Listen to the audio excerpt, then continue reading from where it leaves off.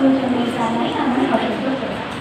আজ এই অনুষ্ঠানে উপস্থিত থাকতে পেরে আমি খুব খুশি। তাই আজ আমি আমাদের আদর্শ, আমাদের অনুপ্রাণ, আমাদের স্বামীজি সম্পর্কে আমি কিছু কথা বলতে চাই। মহান ব্যক্তিত্বের অপর নাম হলো স্বামীজি, অনুপ্রেরণার অপর নাম হলো স্বামীজি, আদর্শের অপর নাম হলো স্বামীজি। তিনি হলেন নবজীবনের মন্ত্র, নবজাগরণের প্রধানিত বীর বীরেশ্বর। তাই তো কবিগুরু রবীন্দ্রনাথ বলেছে, if you want to know India, read Vivekananda.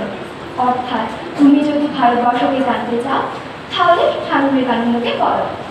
1863 সালে 12ই জানুয়ারি কলকাতার সিংহাপল্লী গ্রামের দত্ত পরিবারে তিনি জন্মগ্রহণ করেন। আধুনিক ভারতের ভগীরথ, নবযুগের চালক ও অন্ধকারাচ্ছন্ন জাতিকে অভিশাপমুক্ত করতে তার পুনরাবির্ভাব। মানব জাতিকে মানব সেবার মন্ত্রে দীক্ষিত করাই ছিল তার জীবনের ধ্রুব লক্ষ্য। তাই তো তিনি বলেছেন, স্বদেশবাসী আমার প্রথম উপাস্য, অসহায় মানুষই আমার ঈশ্বর। তিনি বজ্রকণ্ঠে ভারতবাসীকে জানিয়েছিলেন, হে ভারত, ভুলিও না নিজ জাতি, মূর্খ, দরিদ্র, অজ্ঞ, মুচি, ন্যাথর, তোমার রক্ত, তোমার ভাই। ওঠো, জাগো, লক্ষ্যে না পৌঁছানো পর্যন্ত থেমো না। এই লাইনটি যা আপনাদের সকলকে অনুপ্রাণিত করে তা হল স্বয়ং স্বামী বিবেকানন্দ।